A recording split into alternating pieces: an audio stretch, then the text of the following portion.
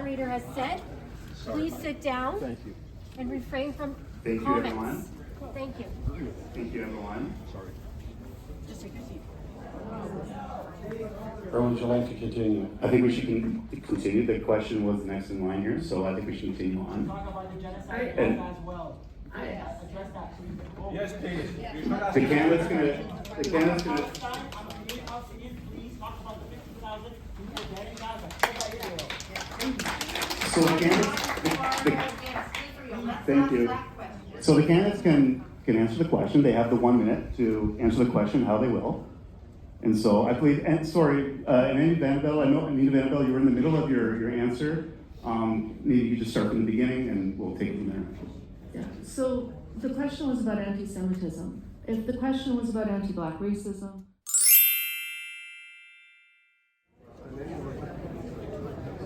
Forward to being your moderator tonight. Thank you very much for inviting me. All the community associations were involved in putting this together. My name is John, as Morley said. I'm not going to ramble on in a preamble to the discussion, but I'm not a resident of Ottawa West Nepean myself, but I do spend a lot of time in I'm happy that outdoor claps because usually people boo at that. So thank you. I'm back. Before we begin, I'd like Would to... your party support continued funding of a strong representative CBC Public Broadcasting Corporation? Yes or no? No. Because it's an arm of the Liberal government. It's paid for media, and we all know it.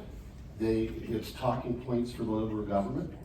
like the CBC, like free and independent journalism, and also local newspapers are vitally important, more important in an age where we get so much disinformation from social media, and where people are having trouble telling what the facts are. We need to have a place. Yes, of course we would. I grew up in the 70s and 80s. I grew up on beachcombers. We are not Canada without the CBC. It is to our core. We are known around the world for the CBC. I find it really unfortunate that the candidate to my left feels so poorly. It's unfortunate, but that is by far not what people want to hear. It's also unworrying, but I'll tell you right now, in the House of Commons, I would defend the CBC. In fact, I would work to protect it from any government that dare try to remove the CBC and the funding for a national broadcaster.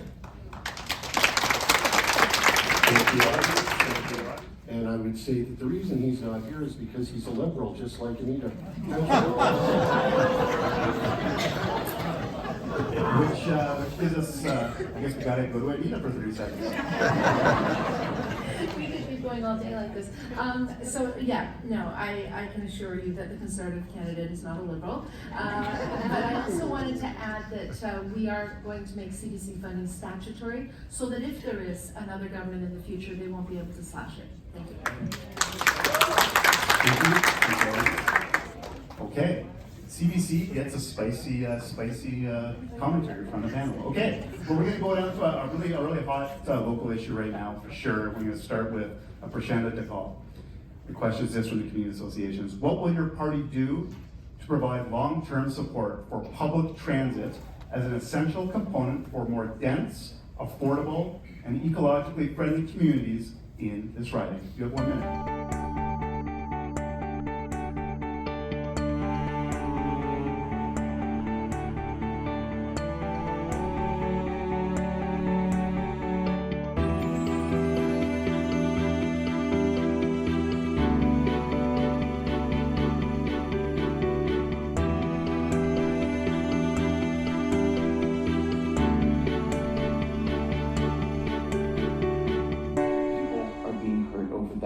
And that needs to stop. In fact, I'm going to say this, there are people towards any people, culture, or religion in all of its forms. Thank you very much. And you can continue your closing remarks if you like on the topic.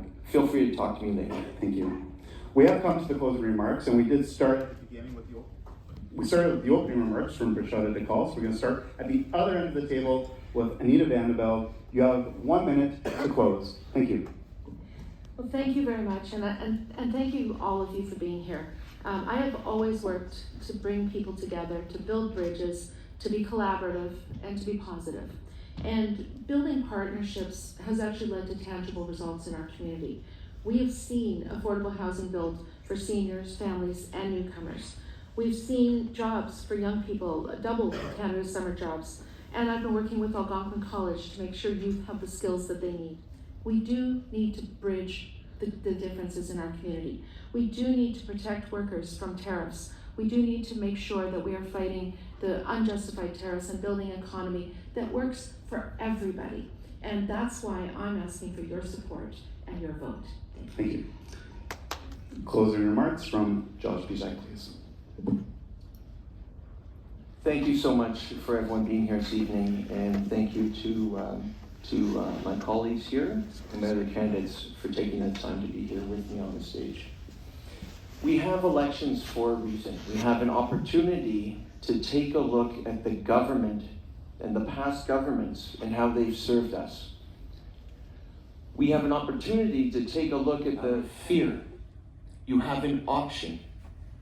Our neighbors just recently elected a New Democrat as our MPP. We can do it again federally. You can have a federal representative who cares about people more than power.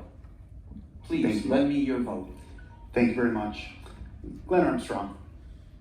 Again, thank you for all coming tonight on this wintry spring. And it was a pleasure to have this debate with the other candidates. And it's too bad the other two didn't show. But so when I'm going to get around to the doors. I haven't got around to everybody.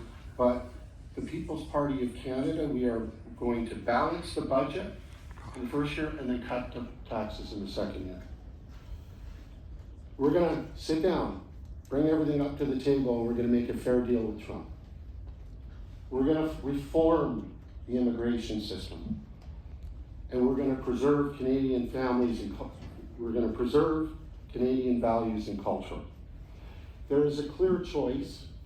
You have these globalists or Turned out not to be able to make it. The one empty seat is the candidate who's been listed for quite some time. The second party, I guess I would call it, presently in the standings, who never responded to all of the requests over several weeks to participate. And they did not, in fact, I heard second and third hand, never from the campaign itself, that they might come, provided that they were provided the questions that they would be facing in advance before they could approve their presence. So that was what the fifth space was for. And on that note, yes, John mentioned that voting is going to be taking place on the 28th of this month. Please all come out. If you wish, there is advance poll voting. Just go to the Elections Canada website, elections.ca.